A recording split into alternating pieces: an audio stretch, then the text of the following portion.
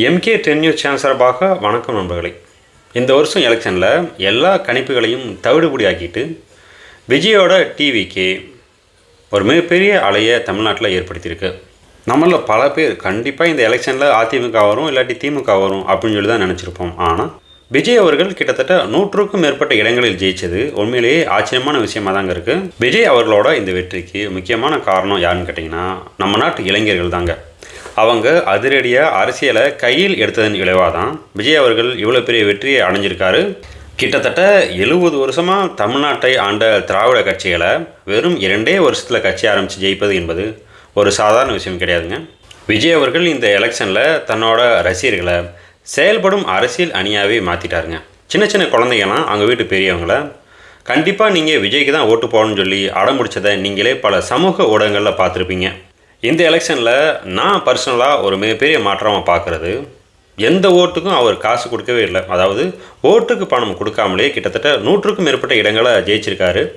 இதன் மூலம் அடுத்தடுத்த எலெக்ஷனில் இனிமேல் ஓட்டுக்கு காசு கொடுத்து நம்மளால் வாக்குகளை பெற முடியாது அப்படிங்கிறத கண்டிப்பாக மற்ற அரசியல் கட்சிகளும் புரிஞ்சிருப்பாங்க. சரி நண்பர்களே, விஜய் அவர்கள் இந்த எலெக்ஷனில் பண்ண 5 முக்கியமான ரெக்கார்ட்ஸை பற்றி தான் இன்றைக்கி நாம் பார்க்க போகிறோம். புதிய கட்சி, புதிய அரசியல் மாற்றம்.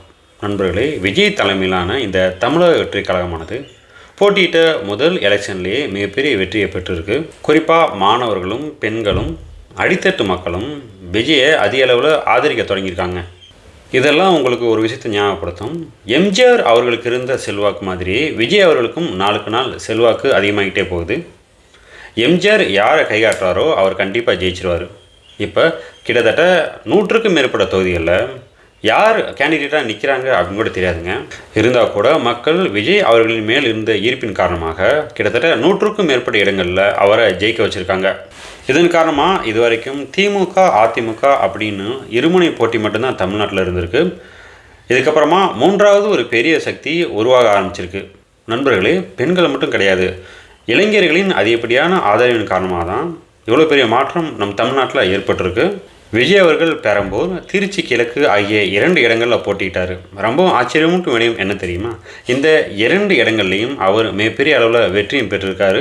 நண்பர்களே, தமிழ்நாட்டை பொறுத்த வரைக்கும் அரசியல் தலைவர்கள் தங்களுக்கான அடித்தளத்தை அமைக்கவே பல ஆண்டுகள் ஆகும். உதாரணத்துக்கு ஸ்டாலின் சார் எடுத்துக்கிட்டா கூட கிட்டத்தட்ட அவர் 30 வருஷத்துக்கு மேலே அரசியல் இருந்து அதுக்கப்புறமா தான் கடந்த முறை முதலமைச்சர் ஆகியிருக்காரு. ஆனால் விஜய் அவர்கள் கட்சி ஆரம்பித்த வெறும் 2 வருஷத்தில் முதல்வரானது உண்மையிலேயே மிகப்பெரிய மாற்றமாக பார்க்கப்படுதுங்க.